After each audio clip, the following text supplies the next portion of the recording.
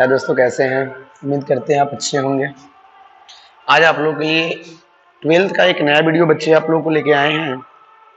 समझने का आप लोगों को प्रयास करना है। Sardar Patel coaching centre channel में आप लोगों का बच्चे बहुत बहुत स्वागत है।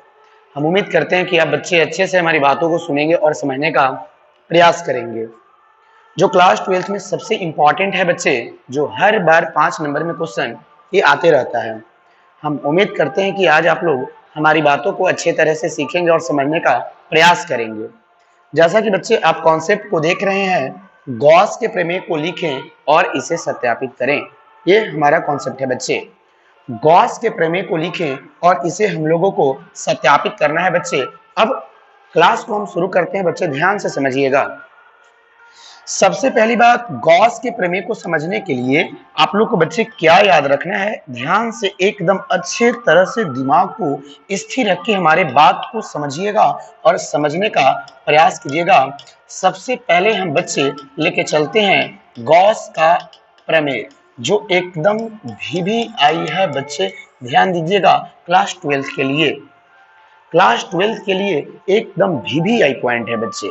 तो सबसे पहले गॉस का प्रमेय, गॉस एक वैज्ञानिक थे, इन्होंने अपना एक प्रमेय दिया।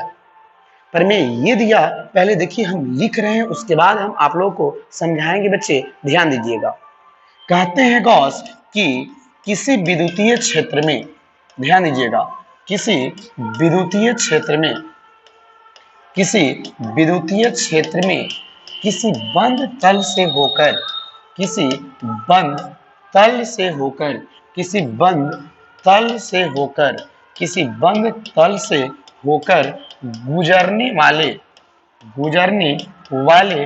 कुल विद्युतीय फ्लक्स, कुल विद्युतीय फ्लक्स, कुल विद्युतीय फ्लक्स, कुल विद्युतीय फ्लक्स तल के भीतर के, तल के भीतर, तल के भीतर के कुल आवेश, कुल आवेश का, कुल आवेश का 1/ε0 गुना होता है, 1/ε0 गुना होता है।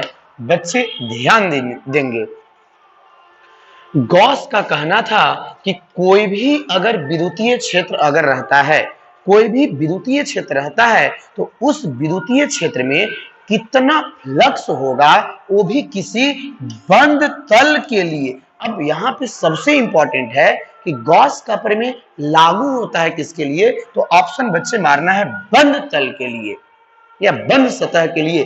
किसी बंद तल से होकर गुजरने वाले कुल विद्युतीय फ्लक्स तल के भीतर के कुल आवेश का 1/ε0 गुना होता है। अर्थात अब समझने का थोड़ा प्रयास कीजिए। मान लीजिए कि कोई एक विद्युतीय क्षेत्र में, कोई एक बच्चे विद्युतीय क्षेत्र में कोई बेलन है और इस बेलन के अंदर Q आवेश रखा गया है। तो विद्युतीय क्षेत्र में जब हम इस बेलन के अंदर हम Q आवेश रखे हैं, तो ऐसी कंडीशन में इस तल से होकर, किसी बंद तल से होकर कितना इसका फ्लक्स होगा, गुजरने वाला जितना कितना फ्लक्स होगा, उसका जो मान होता है वह कुल आवेश का, तल के भीतर का कुल आवेश का 1/ε0 अर्थात फाई बराबर Q गुने 1/ε0 अर्थात फाई बराबर Q/ε0 होता है। यही तो गॉस का प्रमेय है। किसी बंद तल से होकर गुजरने वाला कुल विद्युतीय फ्लक्स, किसी बंद तल से होकर गुजरने वाला जो कुल विद्युतीय फ्लक्स, इसमें विद्युत फ्लक्स गुजरेगा क्योंकि ये विद्युत क्षेत्र में है, और विद्युत फ्लक्स का मतलब होता है प्रति एकांक क्षेत्रफल से गुजरने वाले विद्युत क्षेत्र रेखा की संख्या को। तो जब हम इस बेलन को विद्युत क्षेत्र में बच्चे रखे हैं, तो इसके तल से विद्युत क्षेत्र रेखा भी गुजरेगा। जैसे ये तल है, ये तल है, और इसके कर्व सरफेस भी है, इससे तो विद्युत क्षेत्र रेखा भी गुजरेगा। तो विद्युत क्षेत्र रेखा से गुजरने वाला जो विद्युत क्षेत्र रेखा होगा, उसी को तो हम विद्युत फ्लक्स कहते हैं। तो इसका जो कुल विद्युत फ्लक्स होगा फाई, वह इसके भीतर के कुल आवेश का 1/ε0 होता है। आप लोगों को ध्यान रखना है, किसी विद्युतीय क्षेत्र में किसी बंद तल से होकर गुजरने वाला कुल विद्युतीय फ्लक्स, कुल विद्युतीय फ्लक्स अर्थात फाई, तल के भीतर के कुल आवेश का 1/ε0 होता है, अर्थात फाई बराबर Q/ε0। यही तो गॉस का प्रमेय है बच्चे। जैसे अगर मान लीजिए कि अगर मीडियम चेंज होता है, अभी ये मीडियम जनरली हवा के लिए है, अगर मीडियम चेंज होगा तो फाई बराबर Q/ε0 के जगह पर हम एप्सिलॉन लिख देंगे। क्यों बच्चे? क्योंकि हम लोग जानते हैं कि एप्सिलॉन r बराबर होता है ε/ε0। जब हम क्रॉस मल्टीप्लाई करेंगे तो एप्सिलॉन के जगह पर यहाँ पे epsilon r into epsilon not हो जाता है, जिसमें मीडियम के लिए एप्सिलॉन r का प्रयोग किया जाता है। जैसे हवा रहेगा तो एप्सिलॉन r का वैल्यू 1 होगा, तो 1 में एप्सिलॉन नॉट से जब गुना कीजिएगा बच्चे तो बाकी तो एप्सिलॉन नॉट ही रह जाएगा। ये जो फॉर्मूला है बच्चे ये हवा के लिए है और ये भी कोई भी माध्यम के लिए है। कोई भी माध्यम के लिए अगर हम बात करेंगे तो फाई बराबर Q/ε होता है, जो कि ये माध्यम की प्रावैधता है। ये माध्यम की जो प्रावैधता है और ये एप्सिलॉन नॉट होता है वो विद्युतशीलता नियतांक या प्रावैधतांक होता है, और जो एप्सिलॉन r होता है वो आपेक्षिक प्रावैधता होता है। माध्यम की अगर बात करेगा तो यहाँ पे एप्सिलॉन का प्रयोग करेंगे या epsilon r into epsilon not. जब हम एप्सिलॉन r का वैल्यू 1 रखेंगे तो ऐसी कंडीशन में एक तो एप्सिलॉन नॉट के बराबर होगा, जो फॉर्मूला तो पुनः वही आ जाएगा बच्चे। तो कभी भी अगर एग्जाम में अगर पूछेगा कि निम्नलिखित में से कौन गॉस का प्रमेय है तो ऑप्शन मारिएगा फाई इक्वल टू Q/ε0 या Q/ε। हम उम्मीद करते हैं कि आप लोग को गॉस का प्रमेय समझ में आ गया होगा। अब हमको इसे सत्यापित करना है।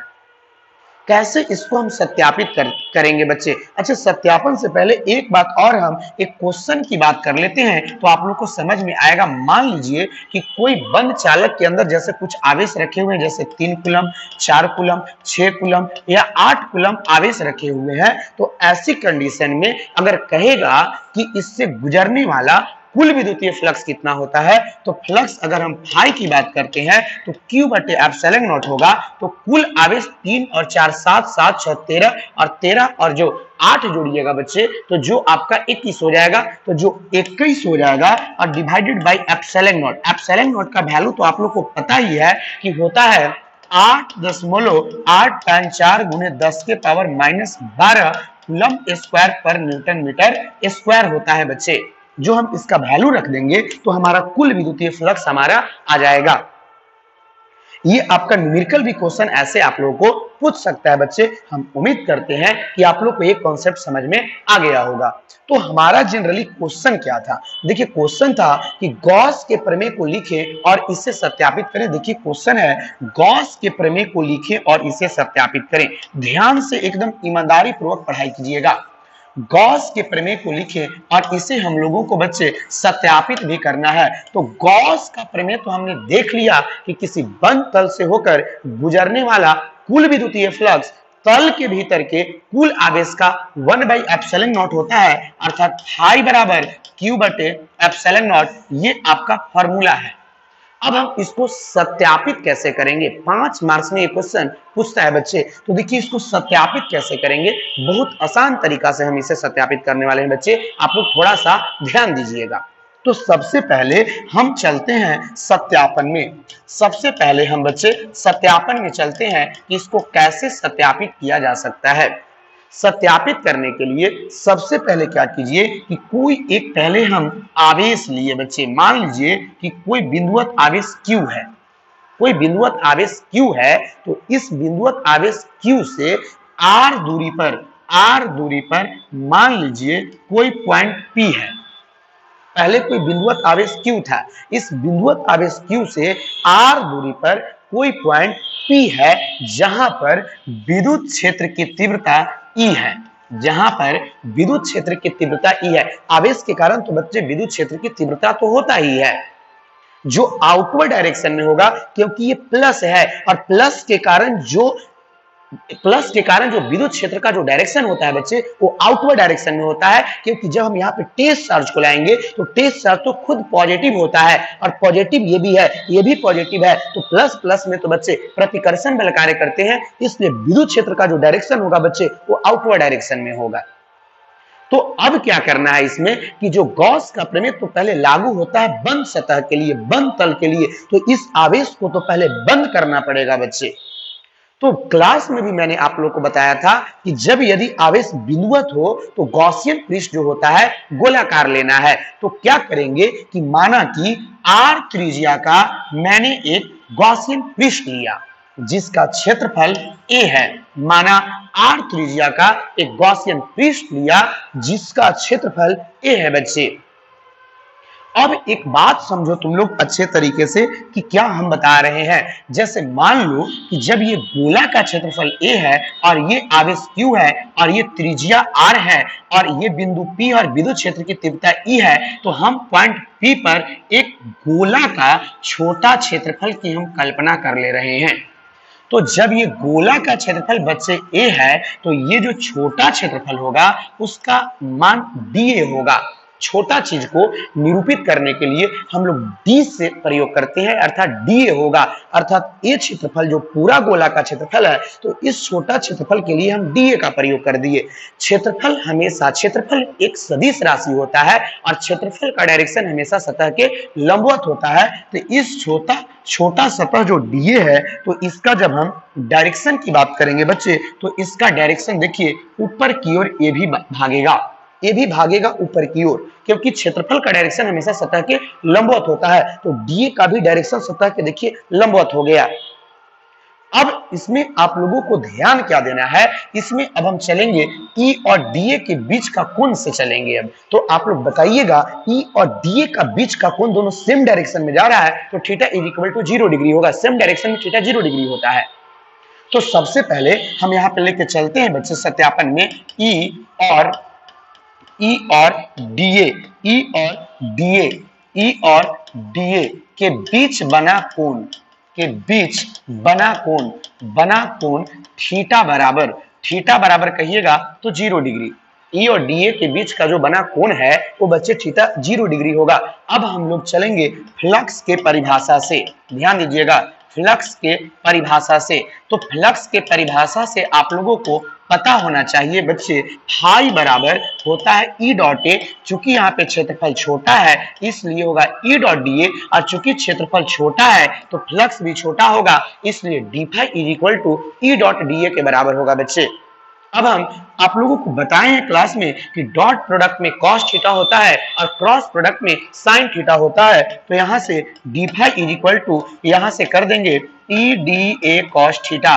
डॉट प्रोडक्ट में देखिए हम कॉस थीटा का प्रयोग कर दिए, डी फाई के डी फाई, ई के ई, डीए के डीए, कॉस के कॉस, थीटा के जगह पर आपका 0 डिग्री चलेगा बच्चे।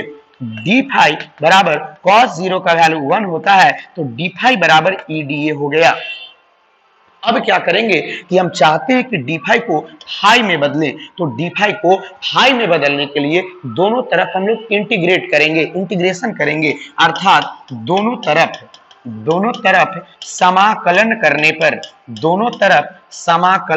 करने पर जब हम समाकलन करेंगे तो integration of D phi is equal to integration of E D A. आप लोगों ने पढ़ा होगा कि इंटीग्रेशन ऑफ dx x होता है तो इंटीग्रेशन ऑफ डी फाई जो होगा फाई होगा। ई कांस्टेंट बाहर, इंटीग्रेशन में कांस्टेंट को बाहर करना है क्योंकि ए के रिस्पेक्ट में हमको इंटीग्रेशन करना है तो डीए का इंटीग्रेशन बच्चे ए होगा।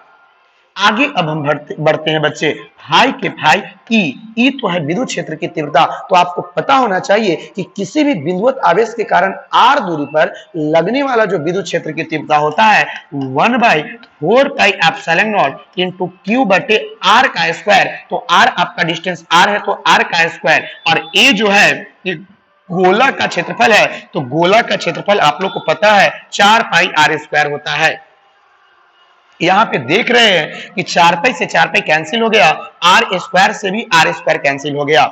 ऐसी स्थिति में बच्चे यहाँ से फाई इज इक्वल टू यहाँ पे q के q बटे यहाँ पे जो एप्सिलॉन नॉट है एप्सिलॉन नॉट, यही तो गॉस का प्रमेय सिद्ध करना था बच्चे, यही तो गॉस का प्रमेय है। देखिए कुछ नहीं है, बिल्कुल सिंपल है। ध्यान से बार बार वीडियो को देखिए तो आप लोग को ज्यादा समझ में आएगा। हम उम्मीद करते हैं कि गॉस का प्रमेय और उसका सत्यापन आप लोग को आ गया होगा। अब हम नेक्स्ट पॉइंट लेके चलते हैं बच्चे, आप लोगों को ध्यान से मन लगा के पढ़ाई करना है। चलिए नेक्स्ट बच्चे अब हम लेके चलते हैं, ध्यान से समझने का प्रयास कीजिएगा। देखिए अगला तो और इंपॉर्टेंट है बच्चे, देखिए बहुत ही इंपॉर्टेंट ये पॉइंट है, सारे बच्चे एकदम ध्यान से समझने का प्रयास कीजिएगा बच्चे। तो सबसे पहली बात देखिए यहाँ पे नेक्स्ट पॉइंट क्या है, विद्या में बहुत गुण है बच्चे, हम बार बार आप लोग को पहले से भी कहते आ रहे हैं, इसलिए विद्या को एकदम कभी नहीं एकदम भूलिएगा। विद्या ही तुमको आगे बढ़ा सकता है और कोई दूसरा रास्ता नहीं है आगे बढ़ाने के लिए, इसलिए विद्या को कभी मत भूलिएगा। ज्ञान बहुत जरूरी है जीवन में बच्चे, अगर ज्ञानी बनोगे तो तुम्हारा जीवन अच्छा जगह होगा, तुम्हारा समाज में नाम होगा बच्चे, इसलिए ज्ञानी बनिए, ज्ञानी बनिए। ज्ञान में बहुत गुण होता है बच्चे, हम बार बार पहले से भी आप लोगों को कहते आ रहे हैं, इसलिए समझदार बनिए और ज्ञानी बनिए, ज्ञानी, ताकि समाज को दिखा देना है कि किस तरह से आगे बढ़ा जाता है। समाज जो आपको नीच भावना से देखता है उसको दूर करना है बच्चे, ये आप लोगों को ठान लेना है, ठान लेना है बच्चे, ध्यान दीजिएगा।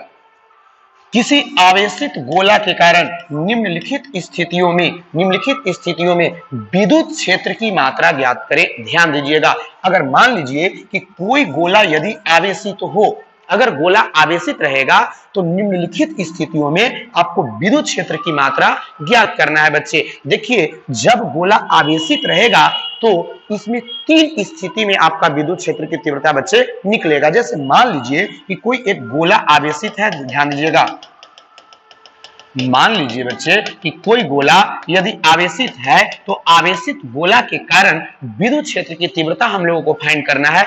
मान लीजिए कि इस गोला पर Q आवेश है और मान लीजिए कि इस गोला की त्रिज्या R है, तो ऐसी कंडीशन में इसमें 3 कंडीशन बच्चे डेवलप होगा, विकसित होगा। कैसे, ध्यान दीजिए, पहला कंडीशन, जब गोला के बाहर कोई बिंदु रहेगा तो कितना विद्युत क्षेत्र की इस गोला के कारण P बिंदु पर कितना विद्युत क्षेत्र की तीव्रता होगा। जो बिंदु P जो है इस गोला के बाहर है बच्चे, इस गोला के बाहर है, और इसी बिंदु P को हम गोला के सतह पर भी ला सकते हैं और इस बिंदु P को हम गोला के अंदर भी ला सकते हैं। तो बच्चे 3 कंडीशन यहाँ पे जनरेट हो रहा है, पहला गोला के बाहर स्थित हो, दूसरा गोला पर स्थित हो और तीसरा गोला के अंदर स्थित हो। 3 कंडीशन यहाँ पे बच्चे बन रहा है।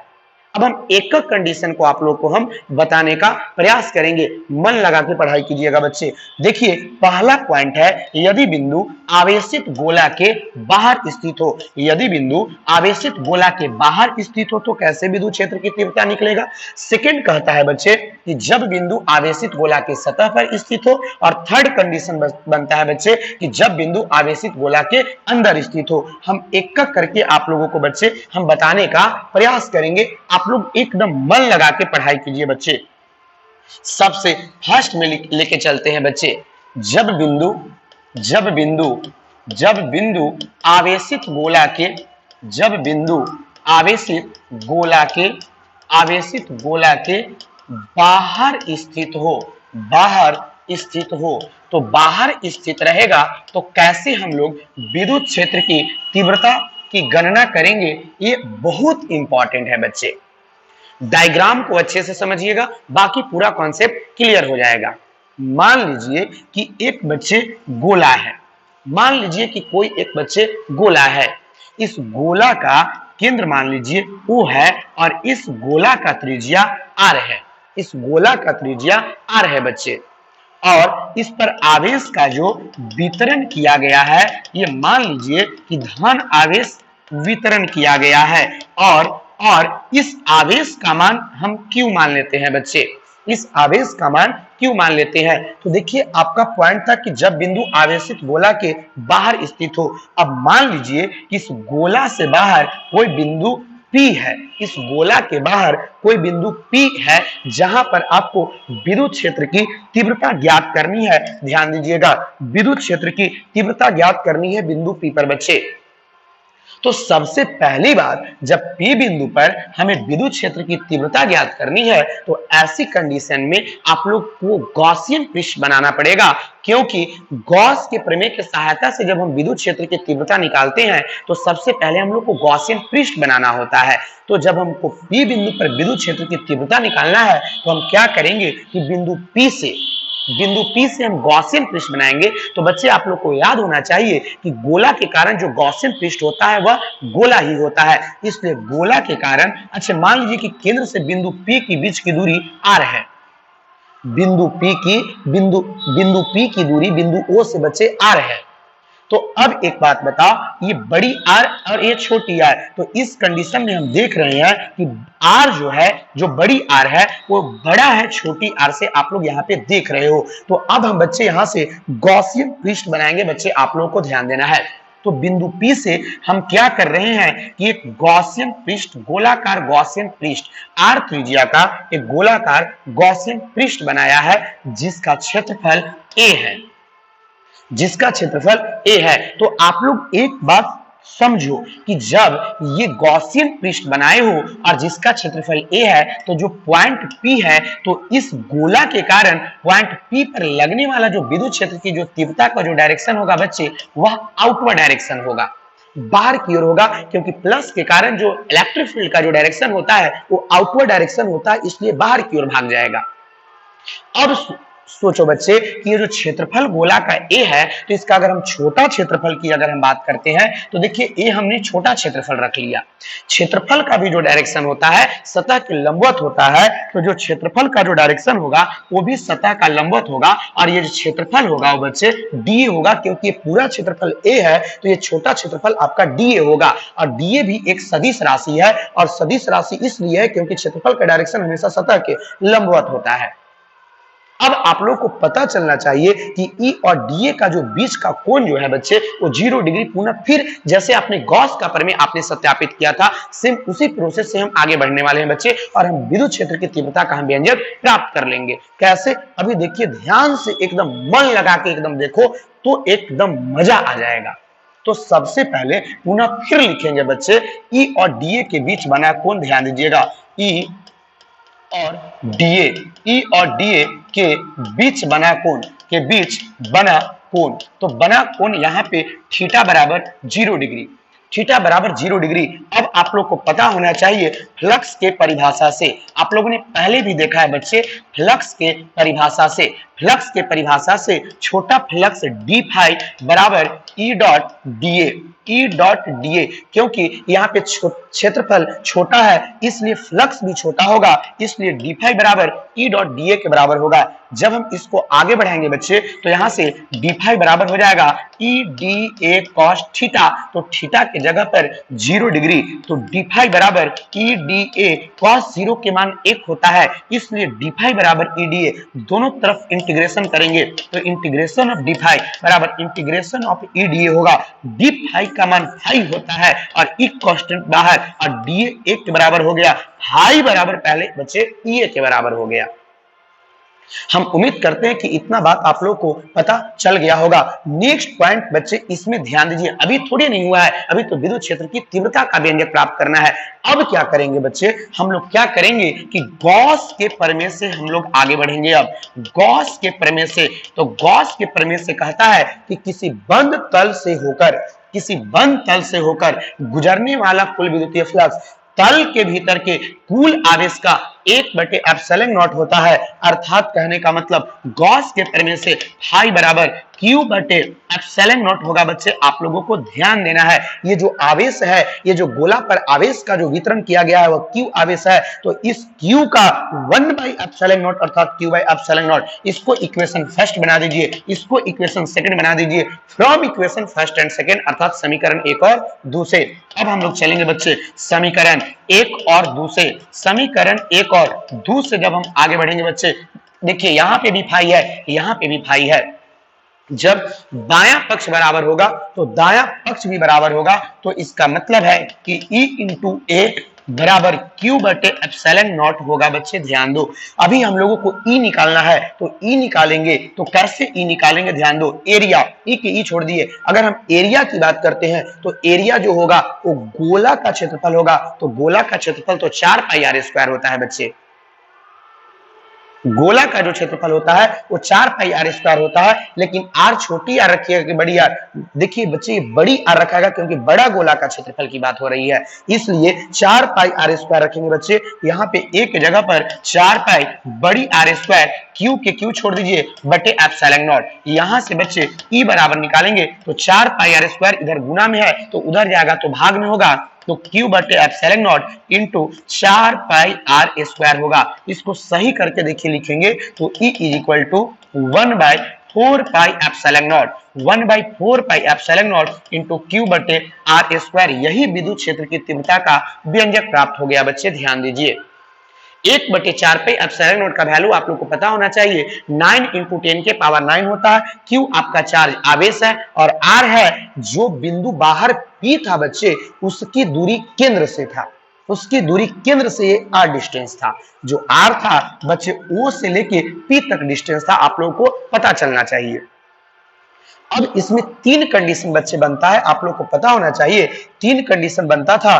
पहला कंडीशन बनता था कि जब बिंदु आवेशित गोला के बाहर स्थित हो, ये फर्स्ट कंडीशन था। सेकंड कंडीशन था कि जब बिंदु आवेशित गोला के सतह पर हो, और थर्ड कंडीशन था कि जब बिंदु आवेशित गोला के अंदर स्थित हो। तो सबसे पहले हमने एक तो बता दिया, दूसरा में अब लेके चलते हैं बच्चे, आप लोगों को ध्यान देना है। अब एक बात बताओ, अब क्या करेंगे बच्चे कि वो जो गोला के जो बाहर जो बिंदु रखे थे, अब उसको हम गोला पर लेके चलेंगे। जैसे मान लीजिए ये गोला था, गोला पर धन आवेश वितरण किया गया था बच्चे, ध्यान दीजिए, और इस गोला का केंद्र रखा गया था O, और इस आवेश का मान Q रखा गया था, और ये गोला की त्रिज्या R था। जो बिंदु P बच्चे यहाँ पे जो तुम लेके चले थे, ये बच्चे यहाँ से नहीं होगा और गोला के यही बिंदु सतह पर आ जाएगा। मान लीजिए कि गोला के सतह पर बिंदु P आ गया और O से P के बीच की दूरी वही R हम लेके चल गए बच्चे। तो आप लोग यहाँ पे देख रहे हो, यहाँ पे दूसरा पॉइंट हमारा चल रहा है कि जब बिंदु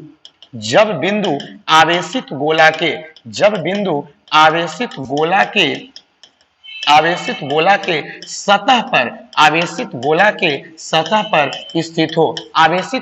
सतह पर स्थित हो, तो ऐसी कंडीशन में बड़ी आर और छोटी आर दोनों आपस में बराबर होगा। तो जब बाहर रहता था तो आप लोगों ने पढ़ा था E is equal to 1/4 pi epsilon naught into Q बटे आर का स्क्वायर। तो E is equal to 1/4 pi epsilon naught into Q by जो बड़ी आर है वो छोटी आर में बदल जाएगा, अर्थात Q बाई आर स्क्वायर हो जाएगा। मतलब E is equal to 1/4 pi epsilon naught into Q by R का स्क्वायर। तो आज के बाद कभी नहीं भूलना है बच्चे, जब आवेशित गोला के यदि बाहर पूछे या तो गोला पर पूछे, वही आंसर मारना है, 1/4 पाई एप्सिलॉन नॉट गुने Q बटे आर के स्क्वायर के बराबर मानना है। अब तीसरा पॉइंट बच्चे ध्यान दीजिएगा, तीसरा पॉइंट बच्चे है जब बिंदु आवेशित गोला के अंदर स्थित हो, तो ऐसी कंडीशन में कैसे हम लोग विद्युत क्षेत्र की तीव्रता का परिमाण हम लोग गणना करते हैं। बिल्कुल सिंपल है बच्चे, ध्यान दीजिए। पुनः हम क्या किए कि एक गोला लिए और गोला पर हमने धन आवेश को बच्चे वितरण किया है, और इस धन आवेश का परिमाण Q है और गोला का केंद्र O है और इसका जो त्रिज्या है बच्चे वो R है। अब हम जो बिंदु P रखें वो गोला के अंदर रखें और मान लीजिए कि ये R है, तो इस कंडीशन में देख रहे हैं कि R छोटा हो गया छोटी आर से। जब हम बिंदु P पर गॉसियन पृष्ठ बनाएंगे तो बच्चे इस प्रकार का गॉसियन पृष्ठ बन जाएगा, इस प्रकार का गॉसियन पृष्ठ बन जाएगा। तो ऐसी कंडीशन में सबसे पहले हम लोग चलेंगे बच्चे फ्लक्स के परिभाषा से। आप लोगों ने पहले भी देखा था फ्लक्स के परिभाषा से फाई बराबर लास्ट पॉइंट आता था बच्चे ई ए, phi is equal to E A.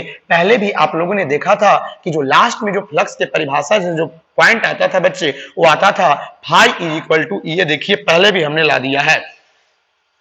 Phi बराबर ई ए। उसी तरह हमने फ्लक्स की परिभाषा से हमने फाई बराबर ई ए डायरेक्ट लिख दिया बच्चे, और ये जो ए है ये छोटा गोला का क्षेत्रफल है ए।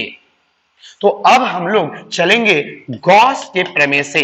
गॉस के प्रमेय से, तो गॉस के प्रमेय से अगर हम बात करेंगे तो फाई बराबर क्यू बटे एप्सिलॉन नॉट, मतलब गॉस का प्रमेय कहता है कि किसी बंद तल से होकर गुजरने वाला कुल विद्युतीय फ्लक्स तल के भीतर के कुल आवेश का 1/एप्सिलॉन नॉट होता है, अर्थात Q बाई एप्सिलॉन नॉट। अब एक बात बताओ बच्चे, फाई के फाई तो लिख दिए, Q इसके अंदर कोई आवेश नहीं है, इसके बाहर आवेश वितरण किया हुआ है। कभी भी गोला पर जब आवेश का वितरण किया हुआ है तो सतह पर चला जाता है। तो ये जो तुम गोला देख रहे हो बच्चे, इसके अंदर थोड़े नहीं कोई आवेश है, इसलिए इस आवेश का जो परिमाण होगा वो 0 होगा बटे एप्सिलॉन नॉट। चलिए इसको बना दीजिए समीकरण फर्स्ट, इसको बना दीजिए समीकरण सेकेंड। तो हम आगे बढ़ेंगे समीकरण एक और दो से जब हम आगे बढ़ेंगे तो इसका बायां पक्ष बराबर है, दायां पक्ष भी बराबर हो जाएगा। तो E बराबर 0 बटे एप्सिलॉन नॉट। अब हम यहां से E बराबर निकालेंगे तो 0 बटे एप्सिलॉन नॉट इंटू ए, और E बराबर निकालेंगे तो 0 में किसी संख्या से यदि भाग दिया जाता है तो पूरा हो जाता है 0, अर्थात बच्चे इलेक्ट्रिक फील्ड 0 के बराबर हो गया। तो आप लोगों को याद रखना है कि जब बिंदु आवेशित गोला के अगर अंदर स्थित होगा तो विद्युत क्षेत्र की तीव्रता 0 के बराबर होगा।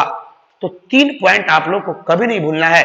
देखिए पहला पॉइंट याद रखिएगा कि जब आवेशित गोला के बाहर कोई बिंदु रहेगा तो उस बिंदु पर विद्युत क्षेत्र की तीव्रता 1/4 pi epsilon naught into Q by R का स्क्वायर, गोला पर भी रहेगा तो वही होगा 1/4 पाई एप्सिलॉन नॉट गुने क्यू बाई आर स्क्वायर, और जब गोला के अंदर होगा तो आपको 0 आंसर मारना है। हम उम्मीद करते हैं कि ये तीनों बात आप लोगों को दिमाग में सेट कर गया होगा। आज का क्लास इतना ही बच्चे, धन्यवाद।